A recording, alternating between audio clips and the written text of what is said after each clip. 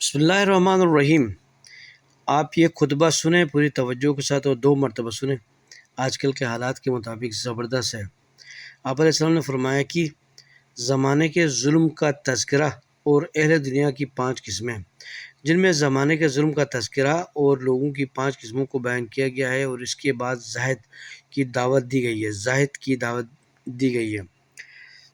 یہ تاریخ کا مسلمہ ہے کہ عثمان نے سارے ملک میں بنی امیہ کا اقتدار قائم کر دیا تھا اور بیت المال کو بے تحاشا اپنے خاندان والوں کے حوالے کر دیا تھا۔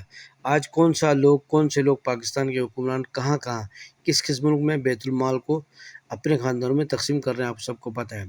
بے تحاشا اپنے خاندان والوں کے حوالے کر دیا تھا، جس کی فریاد پورے عالم اسلام میں شروع ہو گئی تھی اور کوفہ اور مصر تک کے لوگ فریاد لے کر آ گئے تھے۔ امیر المومنین علیہ السلام نے درمیان میں پڑھ کر مصالحت کرائی اور یہ طے کیا گیا کہ مدینہ کے حالات ضروری اصلاحات کی جائے اور مصر کا حاکم محمد بن ابی بکر کو بنا دیا جائے، لیکن مخالفین کے جانے کے بعد عثمان نے ہر بات کا انکار کر دیا اور ولی مصر کے نام محمد بن ابی بکر کے قتل کا فرمان بھیج دیا۔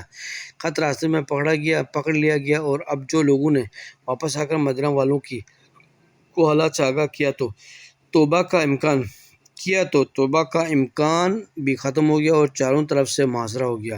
اب امیر المومنین علیہ السلام کی مداخلت کے امکانات بھی ختم ہو گئے تھے اور بالآخر عثمان کو اپنے اعمال اور بنی امیہ کی اقربا نوازی کی سزا برداشت کرنا پڑی اور پھر کوئی مروان یا معاویہ نہیں آیا۔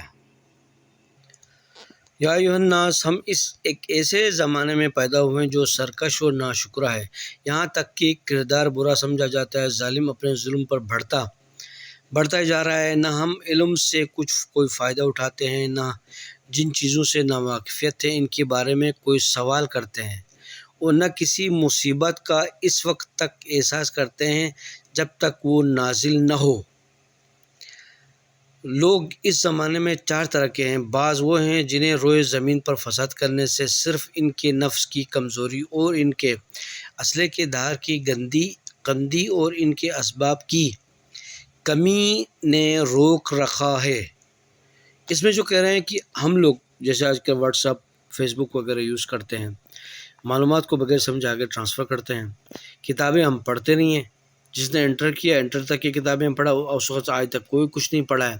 جس نے میٹرک کیا، جس نے آگے BBA کیا، جو بھی کیا، جو کالج یونیورسٹی کی کتابیں پڑھا ہے، دنیاوی کوئی کتاب نہیں پڑھ رہا ہے۔ ہمارے پاس قرآن ترجمے کے ساتھ پڑھا ہوا ہے، نہج البلاغہ ہے، اسلامی بہت کتابیں ہیں جس کا نام ہم میرے سے زیادہ آپ جانتے ہیں، ٹھیک ہے۔ تو کوشش کیجیے کہ کتابیں پڑھیں، اس لیے آپ موبائل میں، یوٹیوب میں، گوگل میں جا کے کتابیں ڈاؤن لوڈ کریں اور پڑھیں۔ میں آپ کو اپنی ویڈیو آگے کنٹینیو کرتا ہوں۔